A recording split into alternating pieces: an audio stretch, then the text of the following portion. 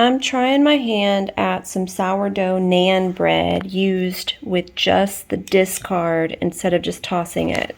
Now this has been sitting here for over 8 hours. It consists of mixing together the wet ingredients first before adding your flour, but you want to put half a cup of the sourdough discard into it, half a cup of milk, 1/4 cup of plain yogurt, 1½ teaspoons of sea salt, of course my favorite, Redmond real salt, and then a tablespoon of olive oil before mixing it together with 2½ cups of flour.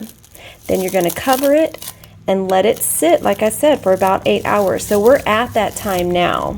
Why am I cooking naan bread? I'm sure there's a question about that. Now, I don't know if it's just me, but the last few times I went to Walmart, I haven't been able to find any naan bread unless it's like these little minis, and they're not, it's not cheap. I did make the commitment to make my own bread just for at least this year. But naan bread was just something I didn't think like I could make, and honestly I didn't look into it. So I love oxtail, and Sid loves goat, curried goat specifically. So I am planning to make some oxtail, my favorite curried oxtail, and I just love to have naan bread to pick up the extra juice. So that's why I want to make this. We're at the stage where we want to go ahead and divide this into 8 equal parts because we are going to flatten it out and get it in the pan soon.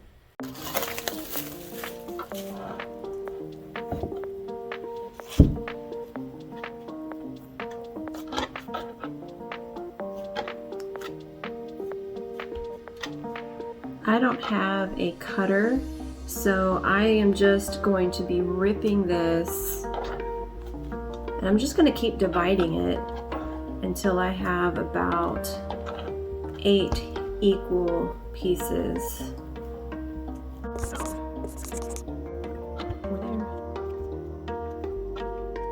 And you're just going to go through and roll each one of these into a ball. And I think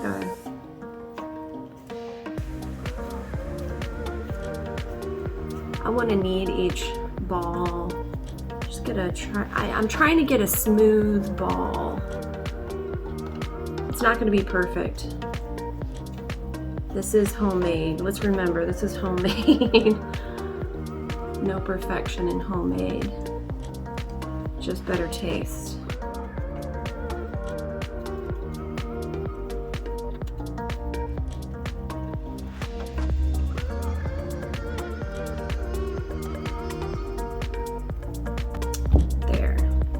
Now that we have these beautiful balls ready, that doesn't sound right, but now that we have these ready, I'm gonna cheat. I am gonna cheat, and I have a tortilla press, and this recipe really calls for a 6-inch size.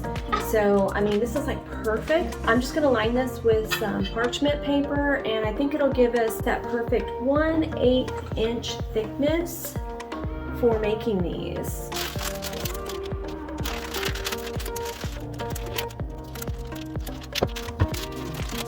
Ooh, that turned out nice. It's not sticky at all. So I'll just get through and do the rest of these.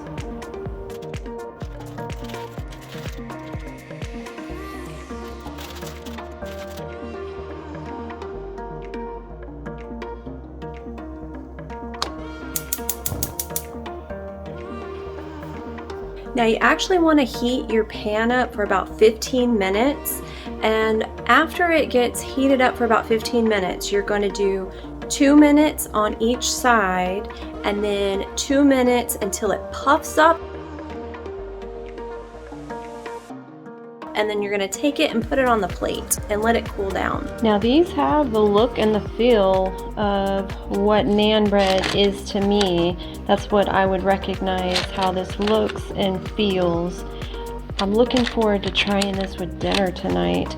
Now I would probably, because the one I usually like to buy is like a garlic flavored one, I would probably maybe brush some garlic butter on this just to flavor it up, if that's even something that you would like to do.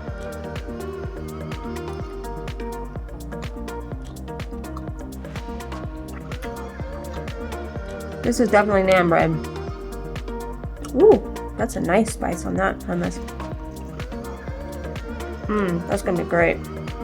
Now, you can keep this naan bread in a plastic container on the countertop for about 3 days. You can also freeze it, and it can freeze up and stay good for about 3 months. I think that this would make an excellent recipe for pizza. I can foresee maybe splitting the recipe into two pizza crusts. It is delicious. It would be perfect for that.